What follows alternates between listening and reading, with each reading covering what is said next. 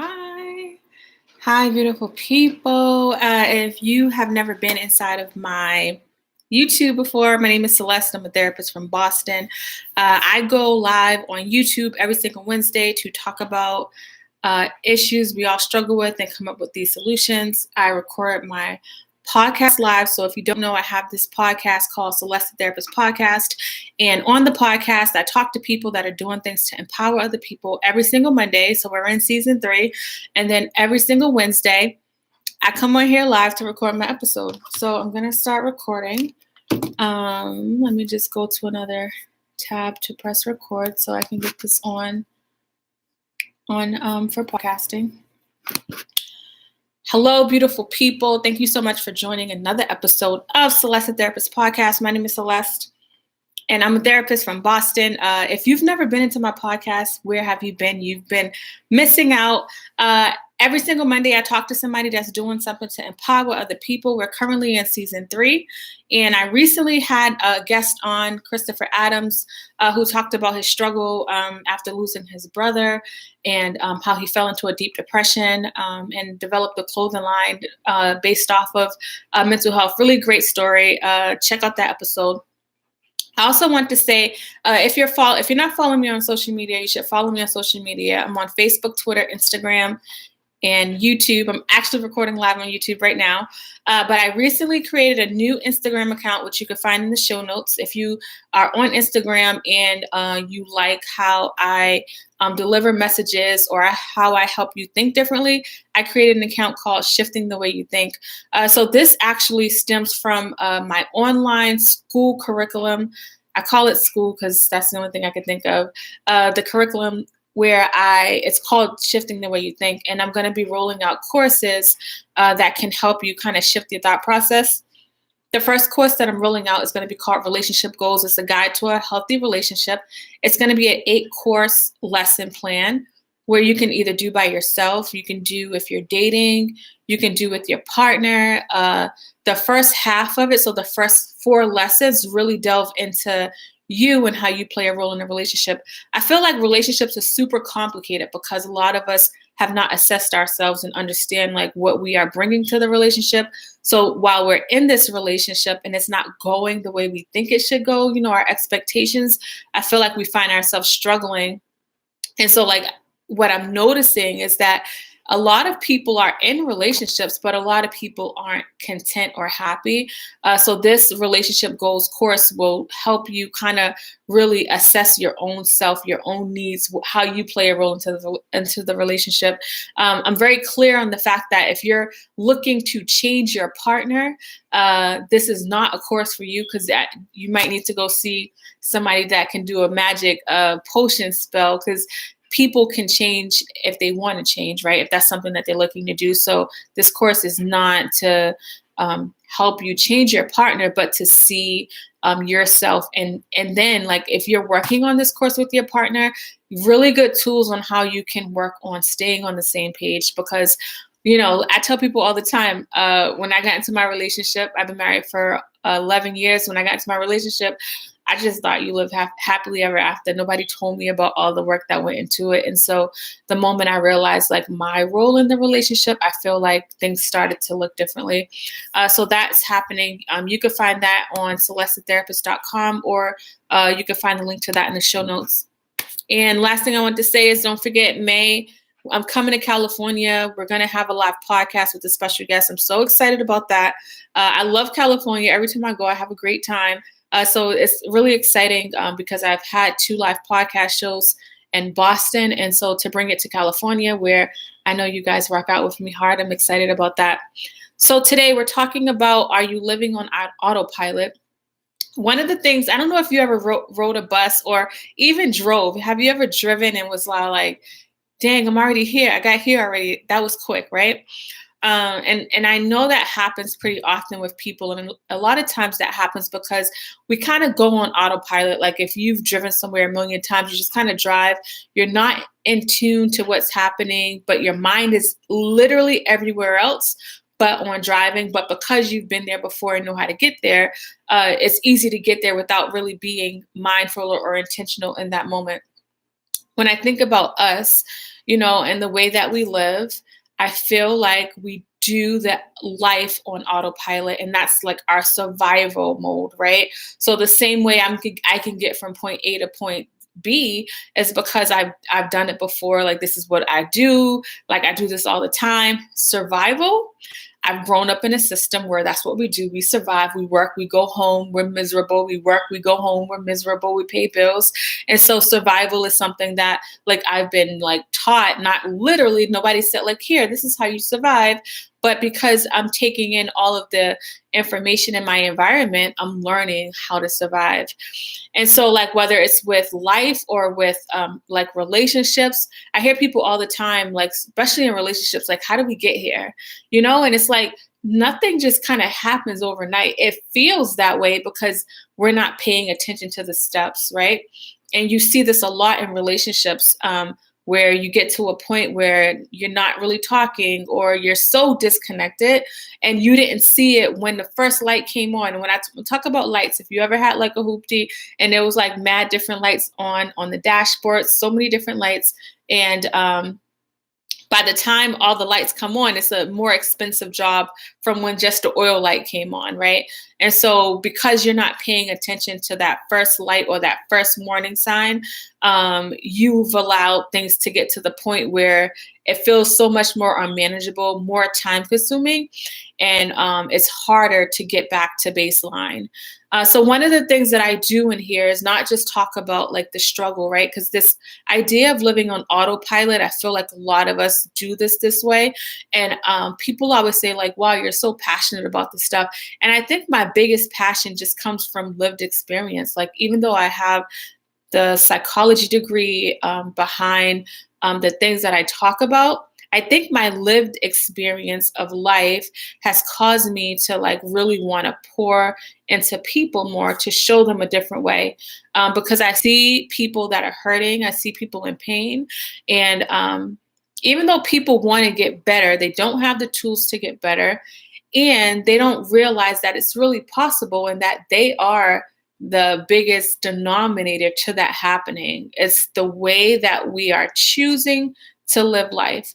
And so for some people, they don't look at it as a choice. It's like, well, Celeste, how could you say I'm choosing to be this way when I was set up for failure, right? And I totally get that. And I think so many people have been dealt bad hands in life. I hear the stories all the time, but people are stuck in that story and struggle with seeing themselves beyond that. One of my favorite quotes that I've heard that I love saying is that broken crayons still color. And if you think about a crayon, if you ever like used a crayon, I used to use them in grade school. And I didn't really like using the broken crayons because they were more harder to maneuver. But one thing about the broken crayon is that it still has its value. And so like if I needed a purple and I couldn't find a whole purple, I'm going to use the half purple and it's going to come out the same way as if I used the whole purple. But the only difference is that I had to maneuver the way I utilized it. And so I always think like, imagine like if we didn't get stuck in our pain and in our trauma and we was able to accept and acknowledge what's happened, and we were able to kind of see ourselves beyond the trauma and not just get stuck in autopilot when we're trying to just survive through life. Because I feel like we all have a purpose and our purpose is going to look differently. But until we tap into our inner self, we won't ever be able to see that. So number one, like I'm very solution focused when I talk about these things. So number one, it's important that you take time out your day to process your day. You need to have a sense of what's happening inside. So many times, our sense of self is clouded by our faulty lens. I'll say that again. Our sense of self, of who we are, tends to be clouded by the faulty lens. And what's a faulty lens, you may ask? That faulty lens is you looking at yourself in the eyes of your trauma, in the eyes of your pain. And so like, let's say like I'm looking at myself in the eyes of my pain and my trauma, but I'm trying to enter into a relationship. It doesn't matter what my partner does. Like if my partner is doing something very healthy, I'm never going to see it that way. I'm never going to be able to attach to it, because everything that he or she's doing is going to look faulty to me, because that's all I know. That's the only kind of love I've experienced is faulty love. So everything that I'm being given is never going to be good enough, right? A lot of us go into relationships looking for our cup to be filled. We may not consciously say that, but we have these expectations that, you know what, when I get this relationship, I'm going to be better. Things are going to be so much better because I'm going to have somebody to love me.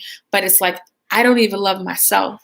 And in order for me to know if I love myself or not, I have to be able to understand like what's happening inside. If we can really like be more mindful and intentional about tapping in to our inner thoughts, you will be surprised at how far you can go. And it's not that just because I've tapped into my inner thought that I don't have negative thoughts about life or about my process. Like, they come. The difference between me and you is that I don't allow it to marinate. I don't allow it to take up space. So many of us have these negative thoughts that are just taking up space, and they literally are manifesting in the way that we're choosing to live. So that's number one. Make time out to process your day. As you're processing your day and you're like paying attention to these thoughts, I need you to try not to judge yourself during the process. I think a lot of us don't want to take time. We don't want to be still. We don't want to think about what's happening because it's hard to think that way. It's hard to think that like I feel this way about myself, right? Nobody wants to admit that they may not really love themselves. But the beauty of being able to admit these things is that you can actually start to work on it. So you have to be mindful that you're not doing it with judgment because you're human. And a lot of the ways that you're feeling about yourself has a lot to do with the experiences that you have had. And some of those experiences, because you've lived on autopilot, you don't really understand it that way. I've had people tell me some traumatic things that have taken place in their life, and they talk about it as if they're telling a story. And when they talk about it that way, I realize that they've stepped outside of the trauma and they know what's happened, but they have not connected it to the reasons behind why they are where they are today. So that is number two. Number three, as you are like paying attention to these thoughts, as you're paying attention to what you're thinking, you have to reframe them, and you have to be more solution focused with the process. And what does solution focus mean, Celeste? A lot of times we get stuck in the barriers of the changes that need to happen, right? We'll need to do something. We'll say, well, I can't do that, Celeste, because of X, Y, and Z. And X, Y, and Z may be true. You may not be able to do that particular thing because of something, but then I have to go back to the drawing board. And I have to say, but what can I do, right? If it's a survival thing, we're going to go back to the drawing board because that's what we do. We survive. We do it very well. We do that so easily. The living part, we come up with so many excuses that allows us to live, and living allows us to feel a sense of peace. You know, we can find our purpose that way, and it feels different. The last thing I want to say about this process is that you really, really, really have to be patient with yourself because it's a journey.